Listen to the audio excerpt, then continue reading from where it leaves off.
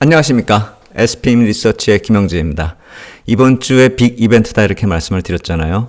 크래시가 올까 안 올까까지 얘기가 나오고 있습니다. 특히 이제 우리 시장 같은 경우는 뭐 워낙에 좀 망가진 상태니까 그런 얘기까지 안 나오고 있는데, 미국 같은 경우는 위에서 이제 한 10% 떨어지는 그런 모습으로 조정기에 진입했다. 그래가지고 이제 지지선에 딱 접근을 했기 때문에 만약에 이벤트 때 안 좋으면은 크래시가 올 수도 있다. 이런 얘기고, 또 빠르면 바로 월요일 날 블랙 먼데이가 나올 수도 있다. 이런 얘기까지 나오고 있거든요. 좀 흥미롭기도 하다 이렇게 생각이 되는데, 한번 전후좌우 한번 살펴보면서 좀 투자할 때가 아닌가. 그리고 펀더멘탈은 과연 그럴 만한 내용이 있는가? 그것도 좀 생각을 해봐야 될 것 같아요. 지금 시장에서 나오고 있는 내용들이 너무 거대 담론들을 얘기하면서 시장이 불안하다 이런 얘기를 하거든요. 뭐 재정 얘기도 나오고 국채 발행 얘기도 나오고 해외 수요도 얘기 나오고 전쟁 얘기도 나오고 너무나 많은 그런 좀 거대 담론 형식의 그런 얘기이기 때문에 과연 그런 것을 단기 시황에 갖다 붙여가지고 얘기하는 게 맞는 건가? 이것도 한번 좀 생각해 볼 필요가 있다라고 생각이 됩니다. 그래서 오늘 한번 그 내용들 하나하나씩 좀 점검해 보도록 하겠습니다. 국채 시장은 불안한 정중동이다 이렇게 생각이 되는데, 불안한 정중동은 또 뭐냐 이렇게 생각하실 수가 있잖아요. 그러니까 불안하긴 불안한데 정중동이란 게 딴 뜻이 아니라 일정 밴드 내에서 박스권 안에서 왔다 갔다 하고 있다. 근데 이슈가 나타날 때마다 또 그거 역시 마찬가지로 부지런하게 움직이고 있다. 이렇게 좀 이해를 하시면 될 것 같아요. 10년물 1도로 이렇게 보시면은 제가 4.8에서 5.0 레인지 이걸 좀 보고 있자. 당분간은 이 레인지가 아니냐 이렇게 말씀을 드리고 있는데, 최소한 11월 초 이벤트까지는 이 안에서 움직이는 거 아니냐 이렇게 생각이 드는 거죠. 여기서 한번 올라가다 걸린 자리 4.8, 그 다음에 비레크먼 쇼셀링 커버한 게 여기다 이렇게 놓고 보면은 4.8에서 5 이 정도로 보는 게 맞지 않나 이런 생각이 들고요. 그래서 계속 어떤 이슈가 나오면은 그 안에서 움직이고 있다 이렇게 보시면 될 것 같아요. 지난주에 국채 입찰이 있었는데 2년물, 5년물, 7년물 이렇게 있었거든요. 직관적으로 쉽게 이해가 가시게끔 입찰 경쟁률이나 외국인 지분율로 추정되는 그런 수치들, 그것이 안 좋게 나오면 붉은색으로, 좀 좋게 나오면 푸른색으로 표시했는데 2년물, 5년물이 좀 안 좋았고 특히나 5년물이 안 좋았습니다. 그리고 7년물은 좀 괜찮게 마무리하는 그런 모습 보였는데, 그렇기 때문에 10월 25일에 5년물 입찰이 있었거든요. 그때 금리가 또 한번 크게 오르는 그런 모습 보였습니다. 10년물 기준으로 놓고 보면은 12bp나 오르는 그런 모습 보였고요. 그리고 안 좋은 결과가 나오면은 금리가 좀 뛰고, 좋은 결과 나오면 그 뒤로 좀 반락하고 하는 그런 모습이 또 반복이 되는 모습인데, 이게 전반부 입찰 때 좀 안 좋은 모습이 나타나면서 금리가 쫙 올랐잖아요. 10월 달에. 그리고 이제 비레크먼이 풋 포지션을 팔았다 이렇게 해가지고 쭉 빠지는 그런 모습. 그런 다음에 후반부 국채 입찰 또 안 좋은 그런 얘기 나올 때 또 쭉 올라가는 모습. 이 밴드 내에서 이제 움직이고 있는데, 10월 전반부 밴드보다는 좀 한 단계 이렇게 또 올라간 상태라는 점이 좀 주목할 만하고, 여기서 이제 위로 5% 넘어서 뚫고 가느냐, 4.8에서 반락해서 다시 한 이 정도 수준으로 내려오느냐는 11월 초 이벤트에 달려있다 이렇게 보시면 될 것 같아요. 10월 말 11월 초 이벤트를 생각을 해본다면 이게 좀 강한 모멘텀이 될 수가 있다라고 생각이 되는데, 그 이후의 일정들을 생각해보면 과연 이걸 안 좋은 방향으로 끌고 갈 수 있을까? 정책 위반자들 입장에서 놓고 봤을 때, 특히 파월이나 옐런 의장 같은 경우가 이제 해당되는 그분들인데, 그분들이 강심장이 어느 정도 되는지는 모르겠지만 그 이후의 일정을 생각해보면 과연 이번에 좀 세게 발언할 수 있을까? 유동성에 압박을 줄 수 있는 그런 수치를 내놓을 수 있을까? 이건 좀 의문이다 이렇게 생각이 됩니다. 그래서 한번 그 이후 일정을 이렇게 살펴보면, 그 이후에도 이 11월 전반부 국채 입찰 일정을 이렇게 표시한 건데 만만치가 않아요. CMB 같은 경우 옛날에 이제 안 좋다 이렇게 말씀을 드렸는데, 이게 계속 부담이 연속이 되고 있다 이렇게 봐야 될 것 같고, 많이 부담이 된 그런 일정이 11월도 그렇고 12월도 그렇고 계속 늘어난단 말이에요. 그래서 여기서는 그분들이 좀 자제를 하거나 아니면 시장에 좀 도움되는 그런 얘기를 해야 되는 게 아닌가라는 생각을 드는데, 제가 왜 그런 말씀을 드리냐면, 이 작년 8월 말 잭슨홀 미팅 때 요때거든요. 요때도 좀 이렇게 좀 간당간당 안 좋은 흐름으로 가는 그런 흐름이 시작이 돼가지고 쭉 갔어요. 10월 지나면서 제가 그때 달러 유동성 공급했다 이렇게 말씀을 드렸잖아요. 근데 그걸로도 안정이 안 되고 계속 급등락을 보이다가 결국 11월 FOMC 전후해서 어느 정도 시그널을 준 다음에 입찰 일정에서 좀 좋은 시그널로 작동이 되면서 그때부터 시장이 안정이 됐단 말이에요. 그리고 이때는 뭐 시황이 워낙에 안 좋았었던 그런 상황이기 때문에 정책 기반자들이 뭐 안 좋게 할 수가 있는 그런 여유가 있는 상황이 아니었어요. 오죽하면 달러 유동성 공급을 유로존 쪽으로 했겠냐 이거죠. 그리고 3월 가면은 더 안 좋은 일들이 이제 지역은행 쪽에서 문제가 발생이 됐죠. 그래서 지금도 마찬가지 상황으로 가고 있다라는 거죠. 금리가 올라가면서 거의 한계에 도달하고 있는, 단기적으로 너무 급하게 올랐다라는 것이죠. 그리고 5% 넘어서면서부터도 계속 이제 이게 박스권 올리면서 올라갈 수 있는지, 그거는 정말 이번 이벤트 보고서 말씀을 드려야지 지금 얘기 말씀을 드릴 상황은 아니라고 봅니다. 그럼 주식시장은 멀쩡하냐 놓고 보면은, 제가 예전에 S&P 500 이 일봉상으로 여기 10월에 저점, 그다음에 올해 3월 저점, 이거 있는 선으로 요 10월 초에 이게 셀링 클라이맥스가 되면서 한번 반등 나오지 않느냐 이렇게 말씀을 드렸었잖아요. 근데 그거 이번에 쭉 빠지면서 다 무너뜨려 버렸습니다. 이거 언제냐면은 2020년, 그러니까 팬데믹 이후의 저점, 그걸 얘기하는 겁니다. 그거하고 2022년 그 10월 저점을 이으면 또 이렇게 된다 이거죠. 그럼 아직 조금 여유가 있어요.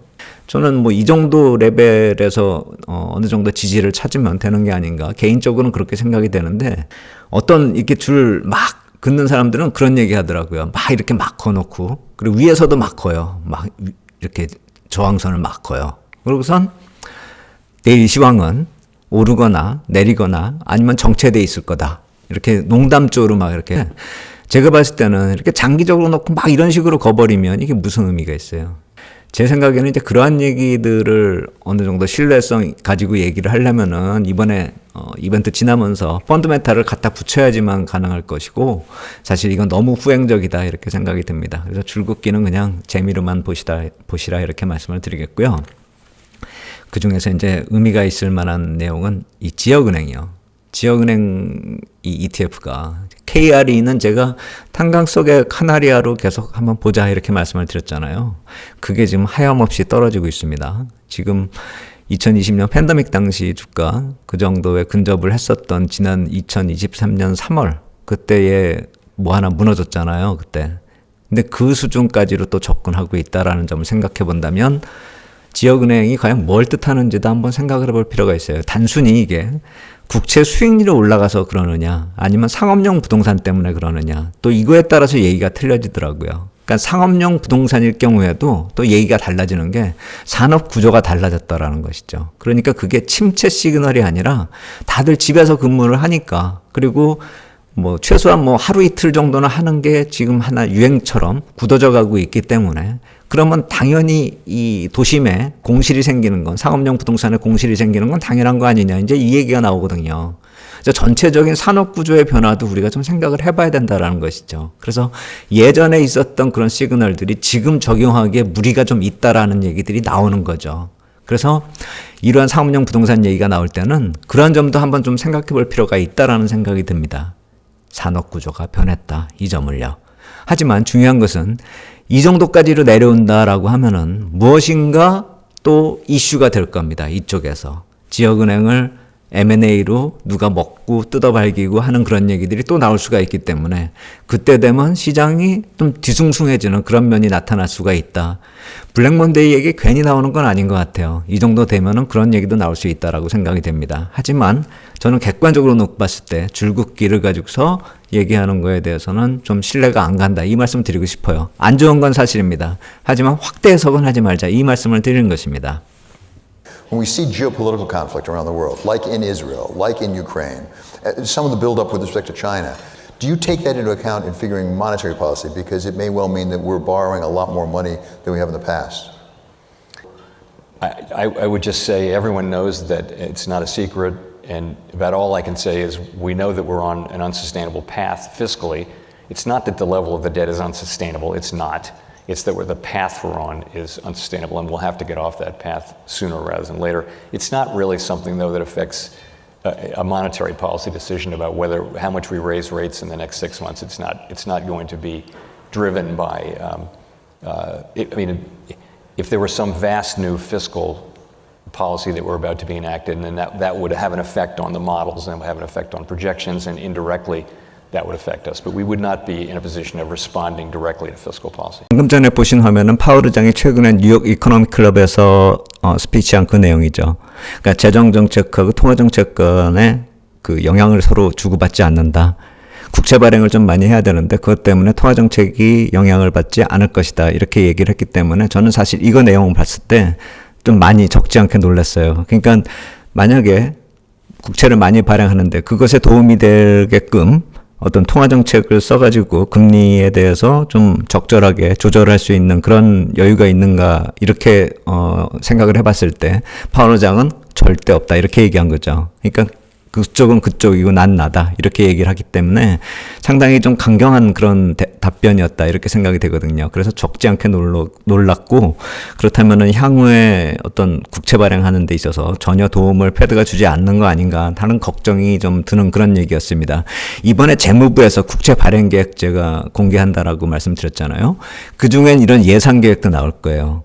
그래서 2024년, 2025년까지 이렇게 재정 적자를 얼마까지 끌어올릴 것인가 이렇게 좀 예상을 하게끔 이제 자료를 공개할 거란 말입니다. 그게 재정 적자가 GDP의 몇 프로 뭐 이런 식으로요.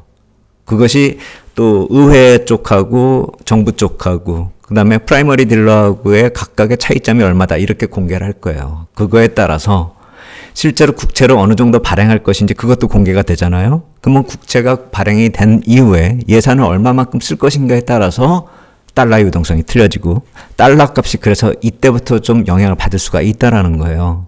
지금 이거는 GDP 대비 정부 부채가 얼마냐 이 얘기거든요. 그러니까 전체 부채요. 여기 정점을 치는 게 이제 팬데믹 당시에 정점을 치고 많이 줄였잖아요. 지금 뭘 얘기하냐면 재정 적자 이렇게 확 늘어났다가 2020년도에 2022년도에 확 줄인 거거든요. 그래서 이때 이렇게 많이 썼던 거를 줄인 나라가 그렇게 흔치가 않은 거죠. 우리나라 지금 그렇지 않잖아요. 그래서 이러한 얘기들까지도 우리가 실제로 이번 자료에서 봐야 되고요. 이 수치가 어떻게 변동이 되는지. 그리고 또 이런 거가 어떤 거하고 연관이 되냐면은 재정 적자 문제는 결국에 세수하고 연결이 되거든요. 이번에 세수 자료도 나오긴 나올 거예요. 근데 그게 뭐하고 또 연관이 되냐.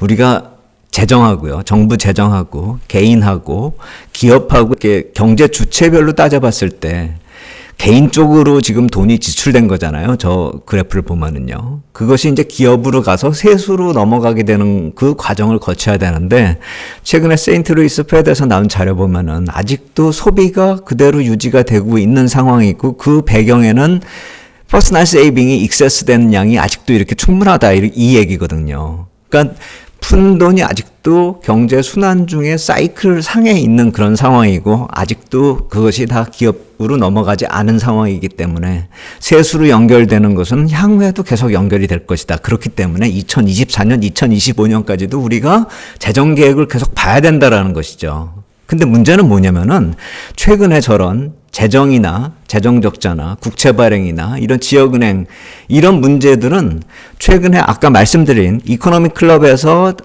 파월 의장이 스피치한 내용들에 거의 다 속하는 내용이거든요.